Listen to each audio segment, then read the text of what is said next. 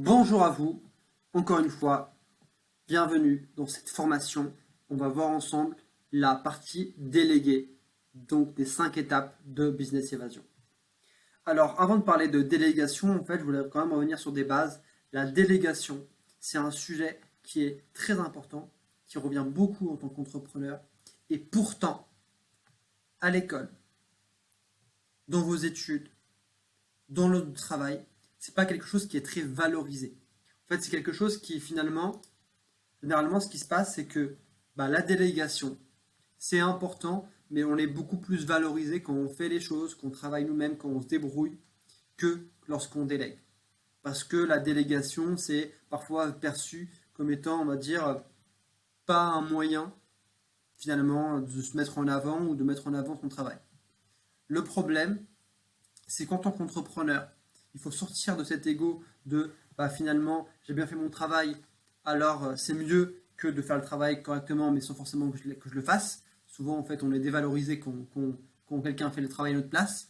Et c'est vraiment de sortir de ça et de se rendre compte que déléguer c'est très important et on va voir justement pourquoi est-ce que c'est super important de déléguer. Alors déléguer, c'est la compétence numéro 1 des entrepreneurs à succès. Pourquoi? Parce qu'un entrepreneur, il a une idée, il a une envie de créer un business. Et cette envie de créer un business, c'est pour obtenir ce qu'il veut, c'est pour créer quelque chose qui lui correspond. Et ça, c'est tout en restant libre. Si un entrepreneur crée un business qu'il veut, mais qu'il finalement ne peut pas être libre et finalement qu'il devient prisonnier, finalement, il ne pourra pas se développer correctement. Il va être parfois, on va dire, frustré. Et ça, aujourd'hui, on le sait, tous les entrepreneurs qui ont réussi à développer un business périn, à un moment ou à un autre, ils ont réussi à rester libres aussi de leur business. Donc s'il ne délègue pas, s'il fait tout seul, en fait, l'entrepreneur devient prisonnier de sa création. Et ça, vous avez pu très bien le voir avec de grosses sociétés comme Google, comme Microsoft, comme McDonald's, mais également comme plein d'autres sociétés. Je pense notamment à Total Energy, la SNCF, différentes sociétés comme ça, même des plus petites en fait, aujourd'hui, même une boulangerie, pour fonctionner, si c'est le patron qui est là et qui gère les choses, elle est forcément limitée. Et justement, l'idée, c'est d'avoir des personnes dans vos équipes qui soient vraiment là pour vous libérer du temps et que vous puissiez au fur et à mesure agrandir de plus en plus votre écosystème, recruter de nouvelles personnes pour vraiment vous développer. Alors maintenant, la question que j'allais vous poser, c'est peut-être que vous êtes dans le cas, en fait, vous êtes prisonnier, vous êtes devenu prisonnier de votre création, prisonnier parce que vous n'arrivez pas à déléguer efficacement. Alors déjà, on va commencer par les conséquences de ne pas bien déléguer. Les conséquences de ne pas bien déléguer peuvent être mortelles pour l'entreprise et surtout pour votre bien-être et pour votre santé. Alors qu'est-ce que ça fait? Ne pas bien déléguer ou ne pas déléguer du tout, en fait, que ça crée, c'est que ça crée une charge mentale énorme. Ça pousse à travailler plus pour gagner plus.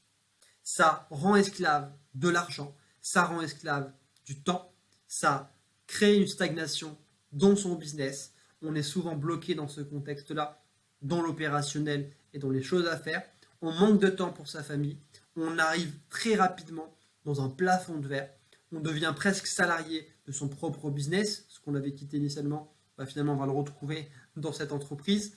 Et on va aussi créer une dépendance parce qu'on va penser que c'est qu'on fait qu'on apporte du résultat et que personne ne peut le faire aussi bien que nous. Et finalement, on va devenir dépendant de son propre temps et de son propre business sans forcément avoir de gens fiables parce qu'on va se sentir bloqué à chaque fois. Alors maintenant, quels sont les bénéfices? Quels sont les bénéfices de bien déléguer? Alors bien déléguer, les bénéfices, c'est déjà d'être et de rester libre. C'est d'avoir le mindset investisseur. J'investis dans quelque chose qui, je sais, va m'apporter des fruits. Et ça, en fait, j'ai pas besoin d'être là et de regarder le fruit pousser jour après jour ou bien d'être tout le temps actif. Je sais que j'ai mis en place l'organisation, la bonne personne qui va le gérer, qui va ramasser les fruits, qui va pouvoir les ramener, etc. C'est la possibilité aussi de vendre son business de 100 000 euros à plus de 100 millions d'euros. Aujourd'hui, les business qui ont de la valeur et qui se vendent bien, c'est des business qui ont la capacité d'être délégués, d'être repris, d'être rachetés, sans forcément dépendre du dirigeant, de l'entrepreneur qui avait créé initialement l'entreprise. Parce que si vous vendez une entreprise et que derrière, votre business il dépend de vous à 100%, et que si vous n'êtes pas là, il n'y a pas de chiffre d'affaires, il n'y a plus rien, c'est vous qui gérez les clients, c'est vous qui gérez tout, votre business, il ne faut plus rien. Et donc c'est pour ça que ce sera important. Il y a également le bénéfice vraiment important de pouvoir s'entourer de gens meilleurs que nous. Et oui, parce que quand on apprend à déléguer correctement, on arrive à attirer et à travailler avec des gens qui sont meilleurs que nous dans leur domaine. On peut également se concentrer sur nos valeurs hautes, sur ce qui nous passionne, sur ce qu'on aime vraiment. On est également maître de notre vie et notre CA est démultiplié.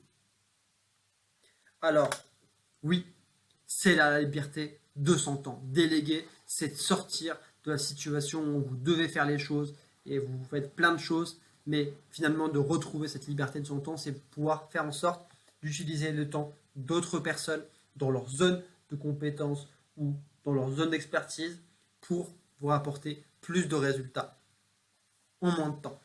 Alors, ok, maintenant, c'est quoi bien déléguer?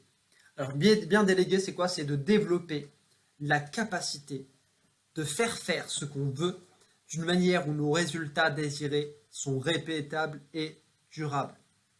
Si vous déléguez quelque chose et que vous n'êtes pas en capacité de répéter de manière durable, de pouvoir répéter et de aussi avoir des résultats durables, c'est pas une bonne délégation. Ça veut dire que vous avez délégué sur le coup, mais derrière, c'est pas durable. En fait, vous l'avez délégué, mais je veux dire, il y a un truc qui va manquer et qui va faire que quelques semaines après, quelques mois après, vous allez devoir faire les mêmes choses.